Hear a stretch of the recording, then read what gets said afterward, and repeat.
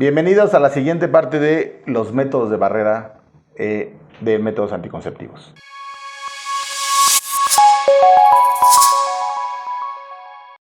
Vamos a ver cuáles son los métodos de barrera y cuál es su finalidad. La finalidad de estos métodos anticonceptivos es la de impedir que los espermatozoides lleguen al orificio cervical.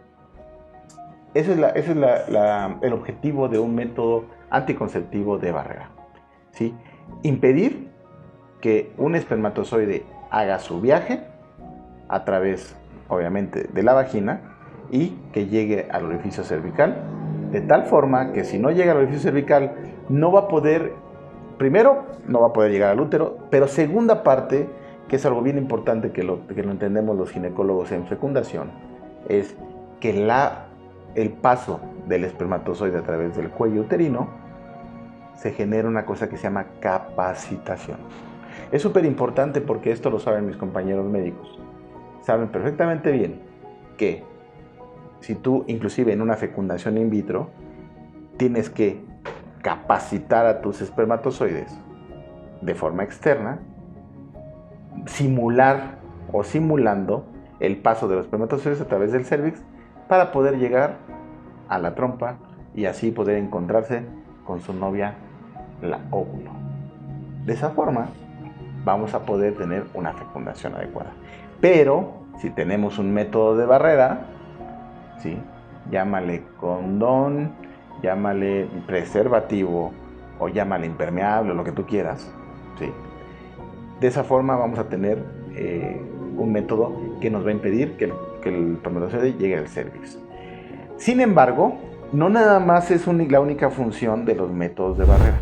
Los métodos de barrera también pueden ofrecer en mayor o menor medida una protección frente al cáncer de cérvix.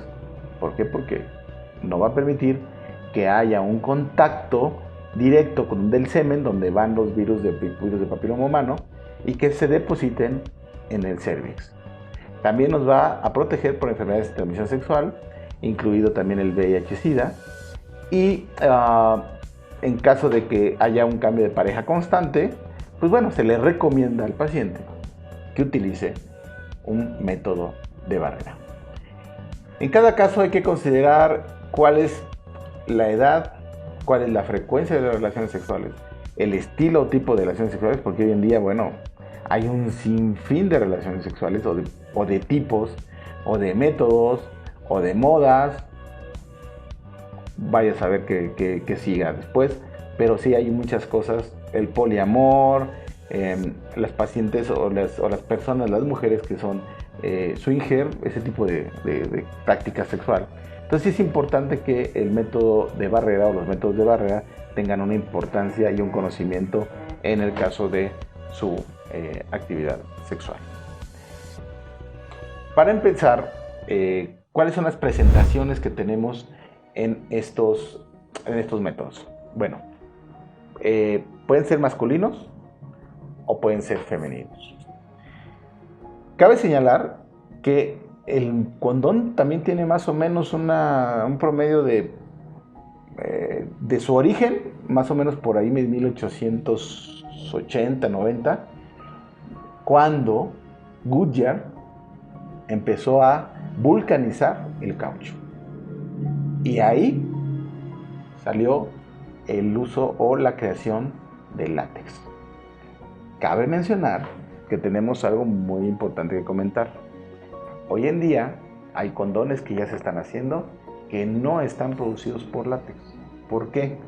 Porque desafortunadamente hay pacientes que ya son alérgicas al látex y entonces realmente en mi consultorio he encontrado algunas con un proceso inflamatorio muy severo en el área genital, ¿sí? Pero en fin, vamos a comentar acerca de los preservativos de masculinos. Sus características pueden variar en forma, tamaño, lubricación. La lubricación puede ser a base de agua, la lubricación puede tener espermicidas, puede haber grosores, puede haber textura, puede haber inclusive hoy en día sabores, creo que inclusive hasta figuras. Entonces hoy en día la diversidad sexual ha sido pues lo que nos ha tenido para poder realizar muchos tipos de condones, ¿vale? También pueden obtenerse preservativos femeninos que están prelubricados obviamente, y en el caso de los masculinos son más ampliamente utilizados obviamente y conocidos, pero pues bueno, obviamente aquí lo importante es que el hombre pues tiene que colocárselos, y también, aunque no lo crean, yo creo que aún habemos o hay algunas situaciones engorrosas cuando vas a comprar un preservativo. El preservativo como tal es pues obviamente controlado por el hombre. Las mujeres, claro que pueden solicitar el uso del preservativo en una relación sexual.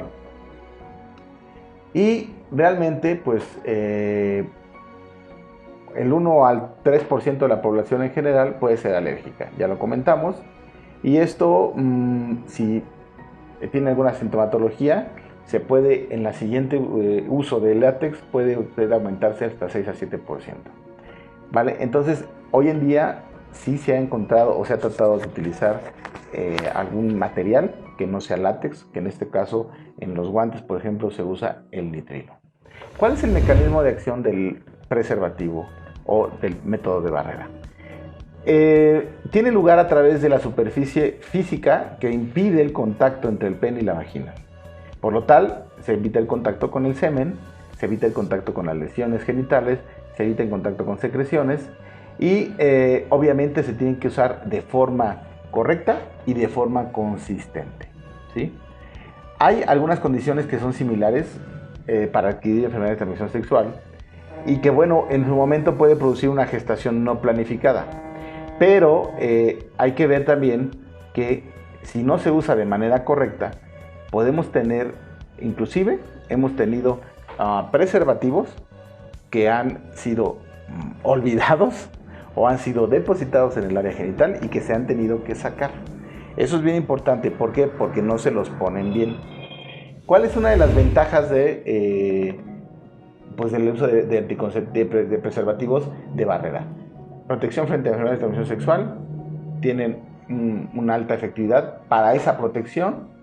¿Cuáles son los inconvenientes? Bueno, pues como todos comentan, es la falta de sensibilidad dentro de las relaciones sexuales, en el aspecto de que tienes un método de barrera. Ahora, ¿de qué depende esto? Depende muchas veces que si tú encuentras algunos métodos de barrera, algunos preservativos, y hoy en día las empresas se han dedicado a encontrar preservativos con mayor, que puedan aumentar la sensibilidad, o que puedan inclusive llamarlo como sensación de piel desnuda, ¿no? Es que haciendo un comercial.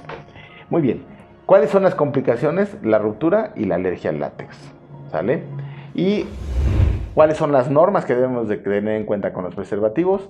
Conservar en un lugar fresco y seco, protegerlos de la luz solar directa, no traerlos en la parte de atrás, sino tenerlos en la bolsa o tenerlos al aire libre, ¿sí? Y obviamente pues hay que colocar el preservativo con el órgano masculino de forma erecta. Obviamente también tiene que ser tener cuidado con los espermicidas. Algunos tienen o pueden causar también alguna alergia. El preservativo femenino es una funda de poliuretano prelubricada, ¿sí?, que se adapta a la vagina. Actúa como una barrera, impide la descarga de semen en la vagina y no hay como un conocimiento de contraindicaciones. Aparentemente tiene muy buena respuesta en la enfermedad de transmisión sexual, y obviamente también tenemos que romper esa barrera sociocultural para el uso femenino del condón, o del condón obviamente femenino. El diafragma. El diafragma consiste en una semiesfera de látex. Tiene un borde circular cuyo interior hay un fino aro metálico flexible.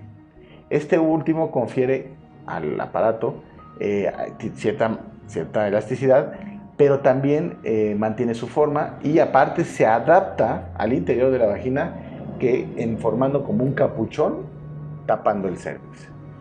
Siempre se debe usar espermicida. ¿Sí?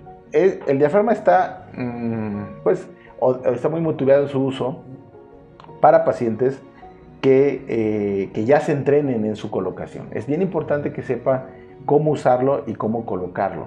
¿Sí? Hay que saber algunas cosas. Número 1, podemos mantener el diafragma por 24 horas. Si hay cortos repetidos, también se puede seguir el diafragma y se puede colocar una nueva dosis de espermicida alrededor de este diafragma. Después de un aborto no se modifica la talla del diafragma, porque es importante, por eso les digo que tienen que conocerse. ¿Qué contraindicaciones absolutas para el uso de diafragma? El prolapso uterino, o sea, un útero que está prolapsado hacia afuera del introito vaginal, el cistocele o el rectocele, que tenga la mujer un cistocele o un rectocele de un grado mayor. El puerperio, después de la 6ª semana ya se puede utilizar.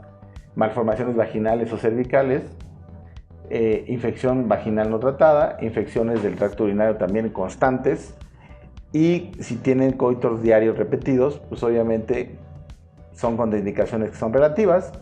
Sin embargo, pues bueno, hay que tenerlo en cuenta como tal. Alergia al látex absoluta.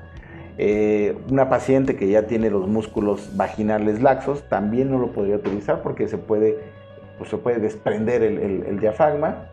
Y antecedente de un síndrome de shock tóxico o antecedente de una alergia a este producto. ¿Sale?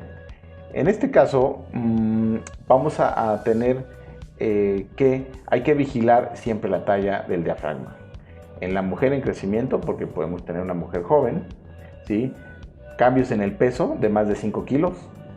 Después de las 6 semanas, ya lo comentamos, del embarazo. Y cada 5 años en la mujer adulta o tras una cirugía uterina o vaginal. Esto puede modificar el tamaño del diafragma que se esté utilizando. Y los espermicidas que se van a utilizar pues son sustancias químicas compuestas de una base inerte y un agente tensioactivo que actúa como barrera química, inactiva a los espermatozoides en la vagina. ¿Sí? Algunos autores dicen que proporciona protección a enfermedades de transmisión sexual. Realmente eso es muy controversial, no se ha llegado a una conclusión. Y obviamente aquí, ¿qué se tiene que considerar? La intolerancia, la alergia al espermicida. Y obviamente una mujer que no sepa hacer su uso correcto de espermicidas, mejor que ni lo use, ¿vale? Suscríbete y dale like a mi canal de YouTube y comparte conocimiento. Y recuerda que una vez más triunfa el bien sobre el mal. Soy el Dr. Gerardo García en Ginecomex para ti. Abramos la conversación. Síguenos en nuestras redes sociales. Nos encuentras como Dr. Gerardo García y Ginecomex, por un embarazo con perspectiva de género y un parto digno. Gracias por suscribirte y darle clic a la campanita.